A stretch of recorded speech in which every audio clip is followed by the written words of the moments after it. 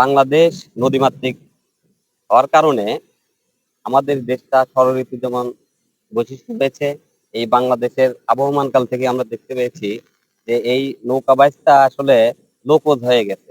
যে কত কাল থেকে আমাদের দেশে এসেছে এটা আমরা উপলব্ধি করতে পারি না, এটা লোপোদ হয়ে গেছে। যে চরতেলিজানার যে নৌকা বাইচটা আমরা অতীতেও দেখেছি, সেটার যেমন সুন্দর হয়েছে, এইবারের আয়োজনটা আরো ব্যতিক্রম।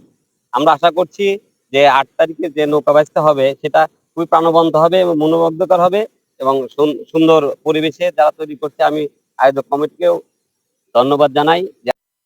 জানা ঐতিহ্যবাহী পানসি নৌকা বাইচ উপলক্ষে আমাদের চূড়ান্ত প্রস্তুতি কল্পে আজকে এই প্রস্তুতি সভা। এই প্রস্তুতি সভাতে আমরা আম, নৌকার যে এরিয়া, সেই এরিয়া মাপ প্লাস প্ল্যানিং এবং আমাদের প্রোগ্রামের সভাপতি সাহেব, সম্মানিত প্রধান অতিথির প্রতিনিধি এবং বিশেষ অতিথি সহ অনেকেই উপস্থিত আছেন। সবাইকে নিয়ে আমরা এই প্রোগ্রামের মূল প্ল্যানিং, সেগুলো চূড়ান্ত প্ল্যানিং হিসেবে আমরা মাঠ পরিদর্শন করলাম।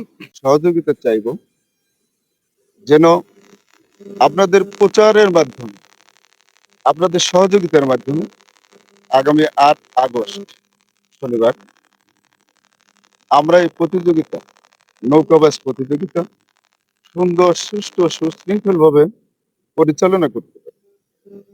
আপনাদের সকলের কাছে সহযোগিতা কামনা করি।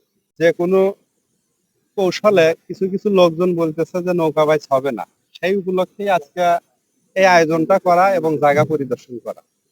তা আসলে আমি আমার দিক থেকে, সকলের দিক থেকে বলতেছি যে 8ই আগস্ট নৌকা বাইচ হবে ইনশাল্লাহ।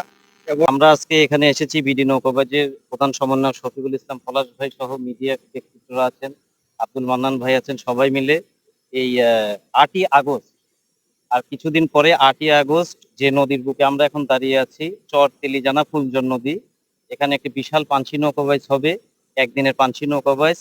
তেলিজানা নৌকাবাজ প্রতিযোগিতা হতে যাচ্ছে। বাংলাদেশের সর্বপ্রথম এই নৌকাবাজটি হতে যাচ্ছে।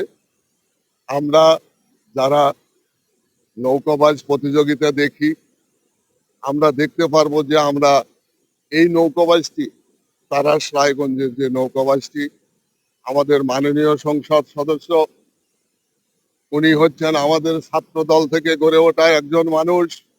সেই মানুষটির মাধ্যম দিয়ে এই নৌকাবাজ প্রতিযোগিতা আয়োজন করেছে।